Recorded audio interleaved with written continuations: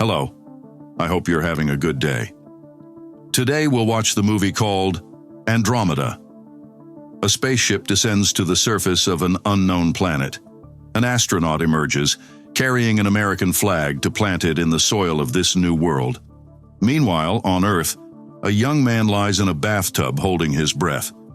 Before him on a small table, there are several bottles of medication.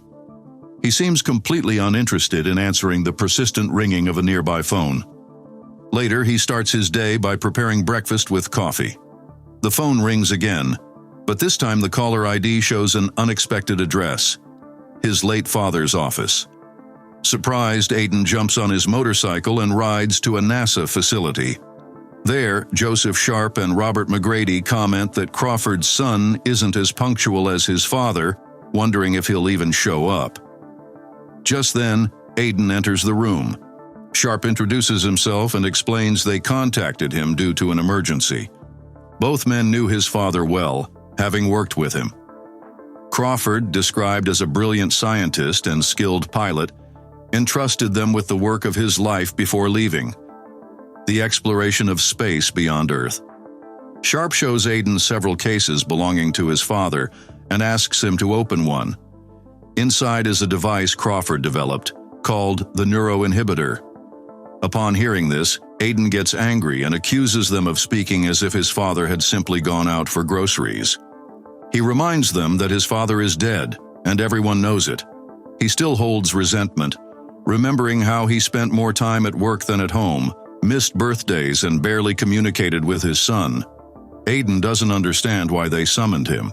The agents reveal that Crawford continued helping them complete their research even after his disappearance and explain that this technology has an alien origin.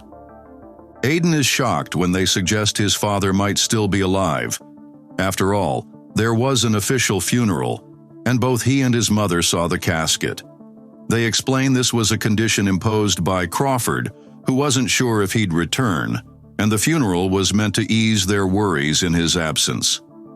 Confused, Aiden asks why he's not here then. Sharp urges him to sit and begins telling the story.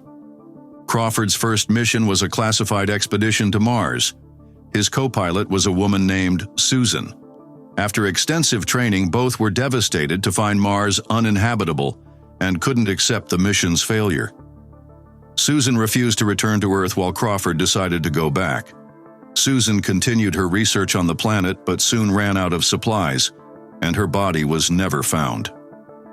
Overwhelmed with guilt, Crawford began working on a safe method for space exploration: the neuroinhibitor.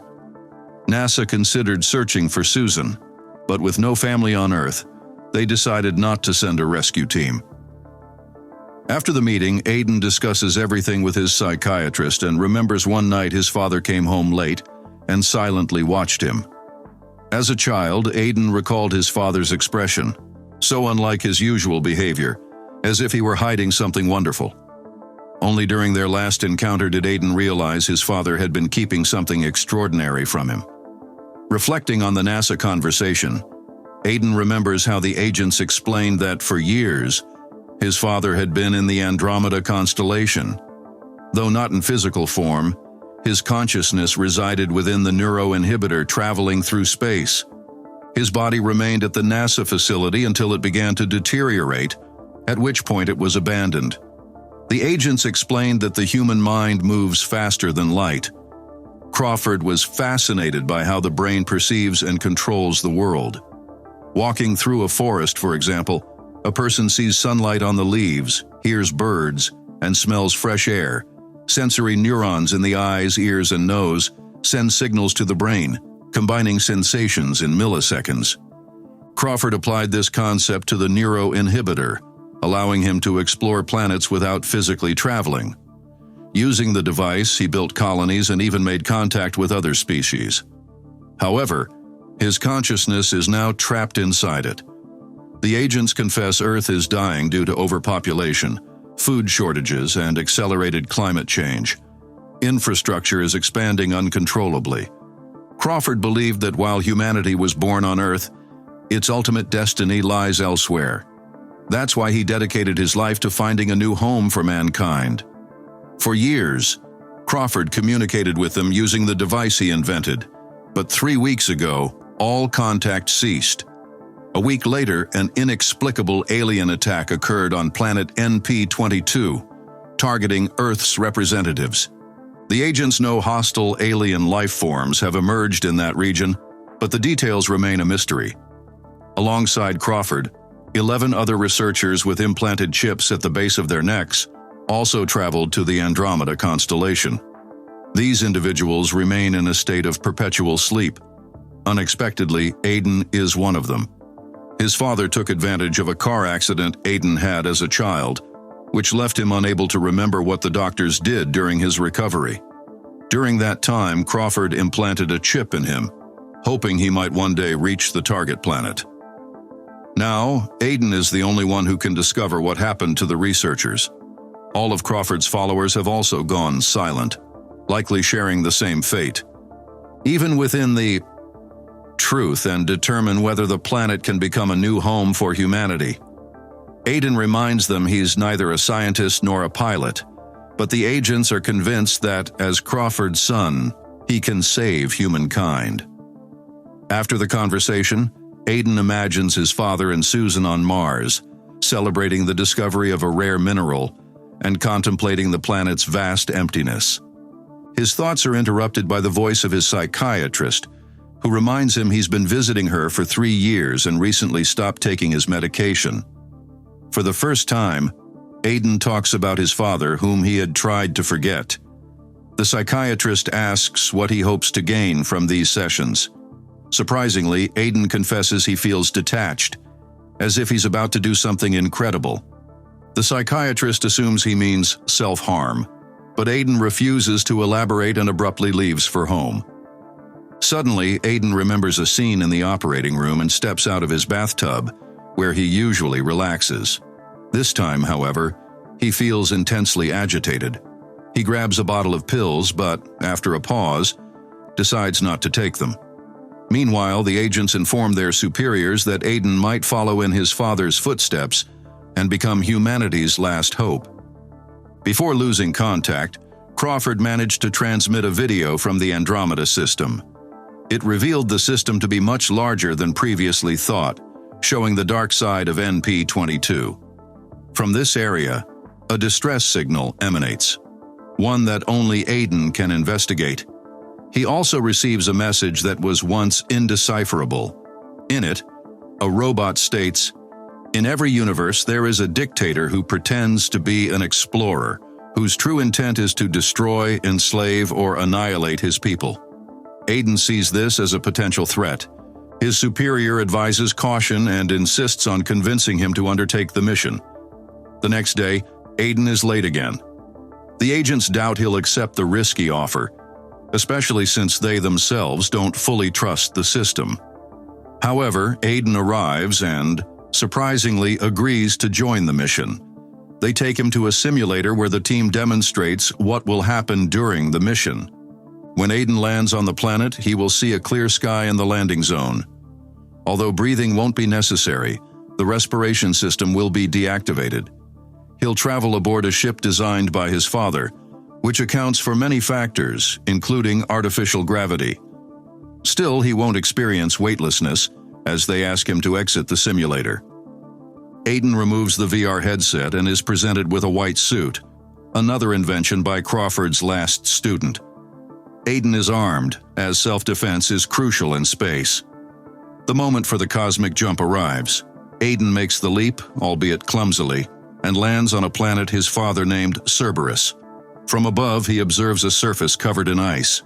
Aiden lands and begins to walk while Sharp explains that the atmosphere contains radon instead of oxygen, and just 10 seconds of exposure would be lethal. Sharp grants Aiden some time to explore and notes that there's no other planet like it. Aiden walks through frozen mountains, marveling at Cerberus's stunning landscapes and its surprising resemblance to Earth. Soon, he reaches a field of flowers but realizes each plant is deadly poisonous to humans. Suddenly, Aiden finds himself on an escalator, a sign that he's leaving the simulation. If he doesn't, he could remain trapped forever.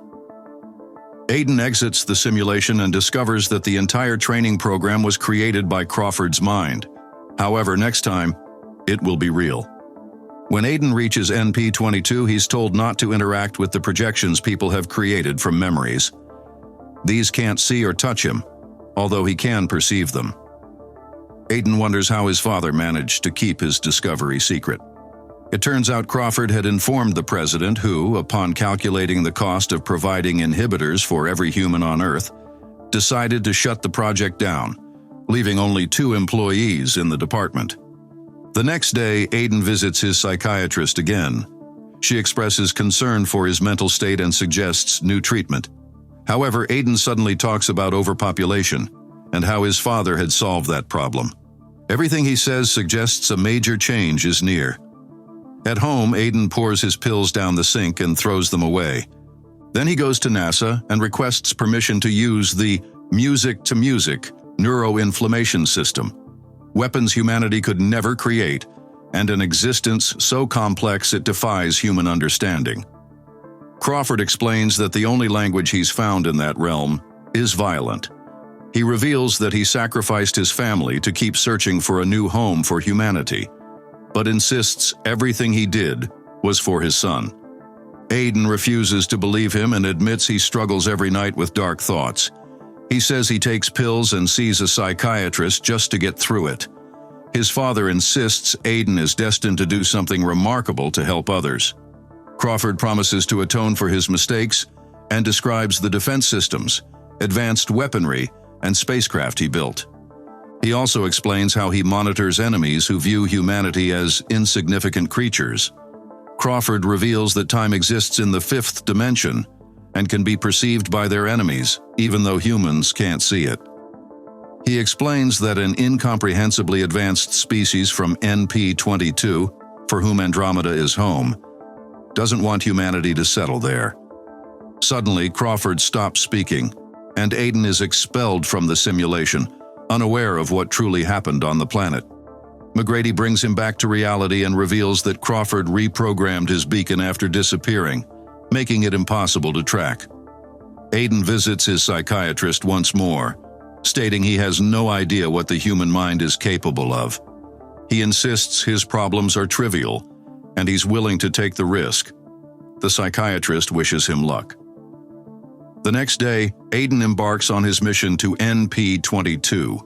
He flies to the planet and sees the colony along with projections of its inhabitants. The structures are intact, indicating the attack hasn't occurred yet.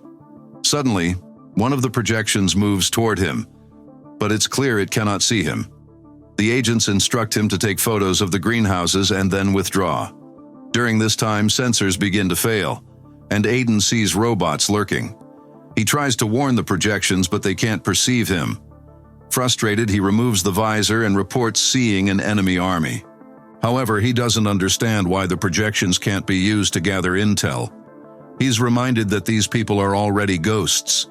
They completed their mission and proved humans can live on NP-22. But the enemies won't let humanity settle there.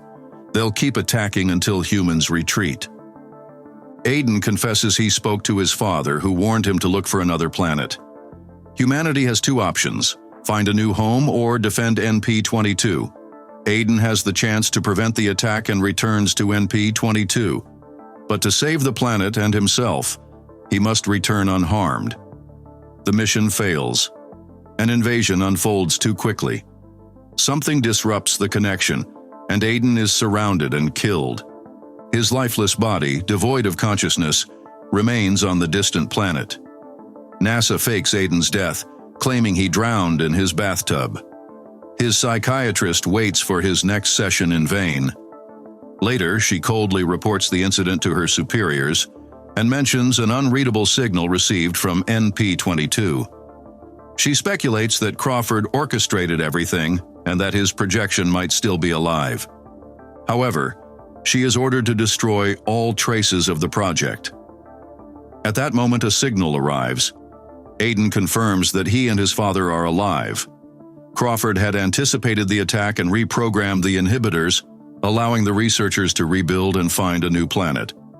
This planet, Aiden explains, has abundant life, space, and time. If those in power believe humanity is worthy of salvation, they'll be waiting. I hope you enjoyed the video.